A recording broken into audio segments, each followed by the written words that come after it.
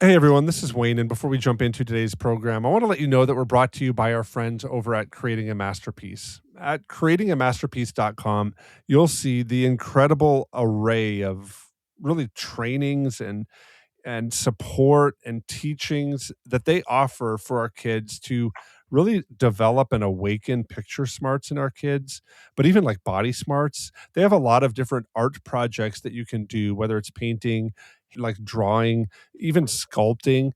They walk you through step by step or walk your kid through step by step. They do a great job of giving even like the things that you need, the different materials you'll need to conduct and execute the project at hand.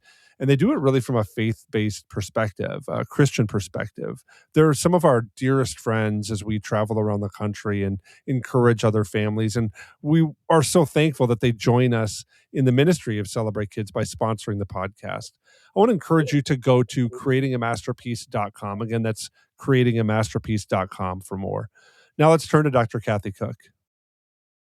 I think what would be really good for our kids is to be able to read things that they truly would enjoy. Don't be afraid of the dark. Be careful with stars. Not every light is gonna guide you, baby. Not every light is gonna guide you.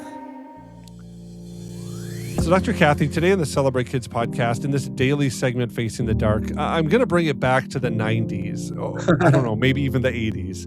And that's because Pizza Hut is bringing back the Book It program. Amazing. Now, this was a program, I know when you were a teacher, it was going on. When I was a kid, it was the highlight of, I don't know, my schooling. It's probably the only thing that I really remember of my schooling, maybe. Because it was a program that rewards kids with free pizza for the number of reading and amount of reading that they were doing. It is returning this year as a summer initiative to get kids excited for books again.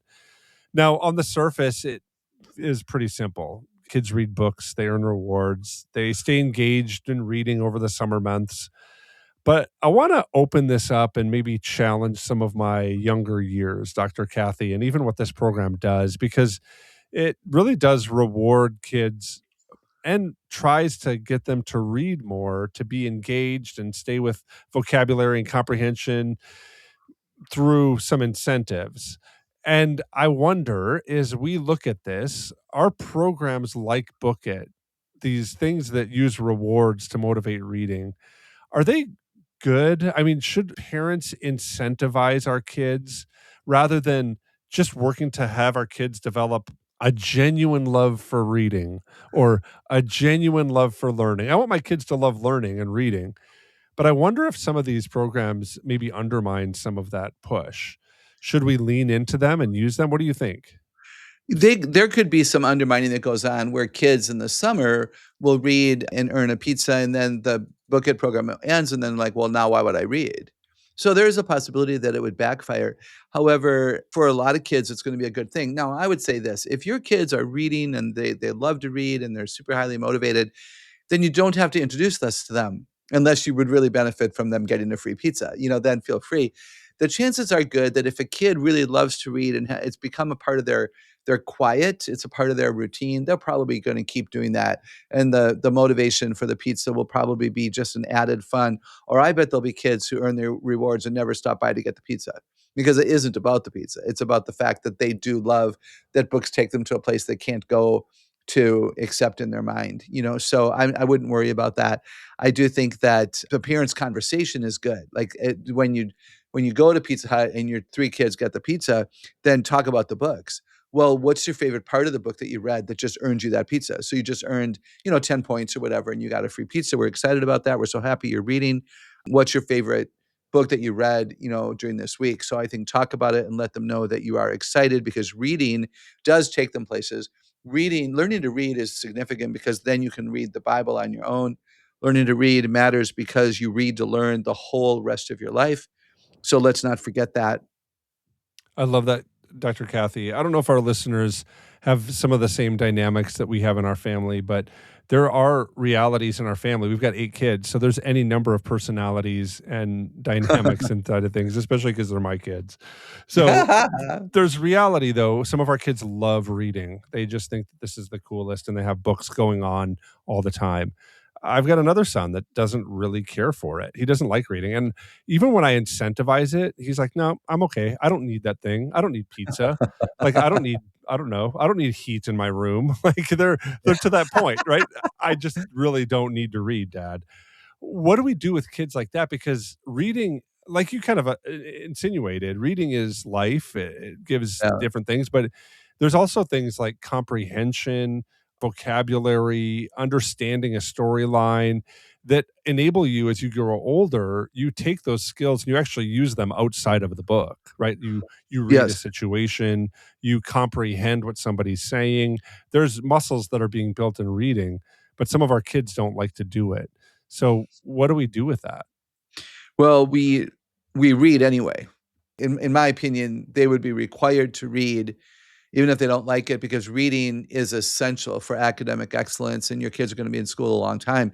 So, I might have a policy in my home that when you come home from school, you have X amount of minutes of, refreshing free time, whatever you'd like to do. You get a snack perhaps, and there are chores, and there's outdoor playtime for vitamin D, and then there's reading, and then perhaps there's homework. I'm not a huge fan of homework. The best homework would be to read.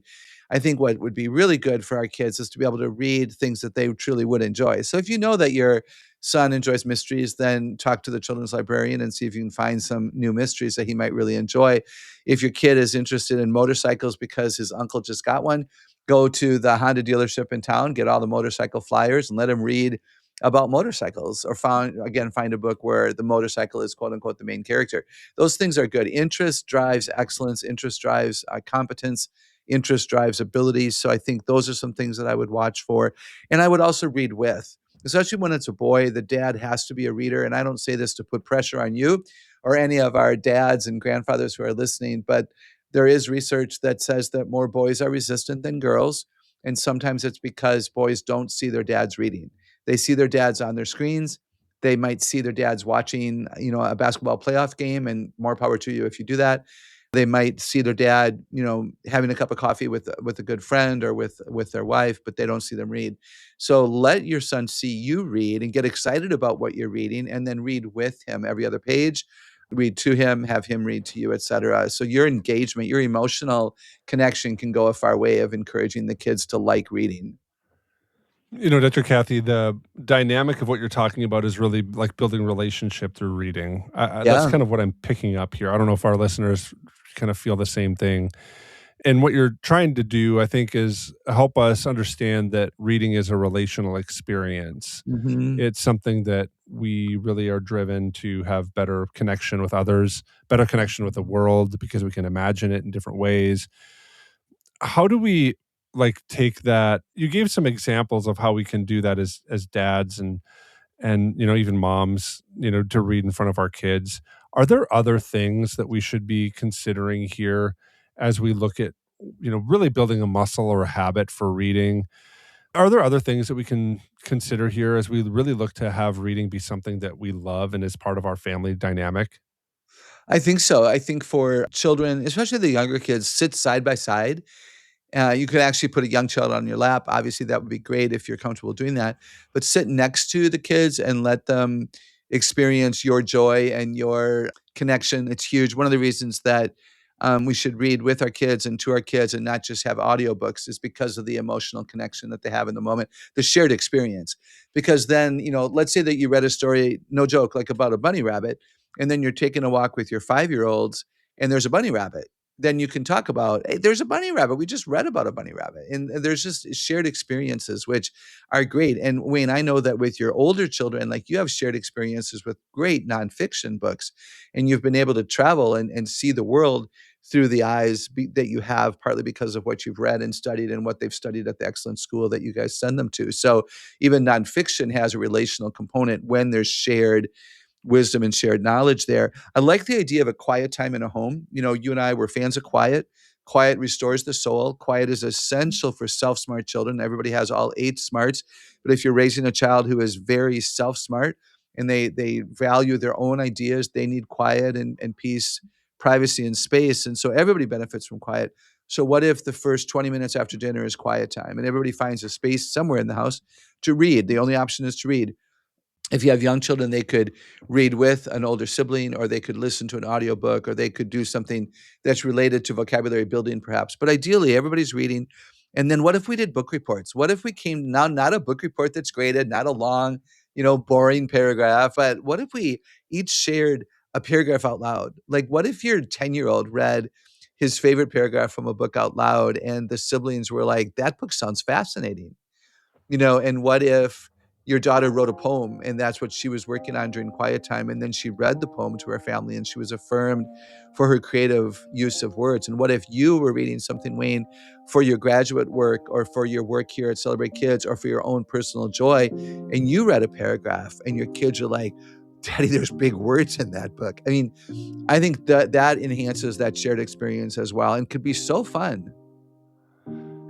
As Dr. Kathy and I talked today, it reminded me of a passage that comes out of Nehemiah chapter 8, and I'll begin reading at verse 9. Then Nehemiah, the governor, Ezra, the priest and teacher of the law, and all the Levites who were instructing the people, said to them all, "This is the day, the holy day, to the Lord our God. Do not weep or mourn." For all the people had been weeping as they listened to the words of the law that the priests had read. After the exile during this time period, Israel gathered as Ezra read scripture aloud. But there was something that's kind of interesting in all of this. He didn't just read it, he actually explained it, and they taught it. All the priests who were gathered there, they helped the people interpret what was being read.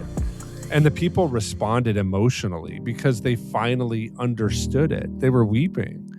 This was not silent or isolated reading. It was something that was shared and relational and really deeply meaningful. I think this passage helps reframe what reading is for our kids and also what it can be for our families. We can understand how reading grows, and it really grows best when what we're reading is explained and when it's something that's discussed and even experienced together. I loved what Dr. Kathy talked about today, didn't you? When she was talking about the Book It program and sitting at the restaurant and what would it look like to talk about the books that we read to get to this place and how they brought about this great feast that we're enjoying. Wouldn't that be fun? I think that's where joy enters into reading. And joy is what sustains these long-term habits. So if reading feels like a battle, I think what Dr. Kathy talked about to really shift some of the environment, to really read out loud together and pause and ask questions, to read side by side, all of that really helping our kids to react and wonder and even struggle through all of it. I mean, the goal isn't just finishing the book, it's really to help our kids experience the meaning of what's going on in the story, but also the meaning of reading.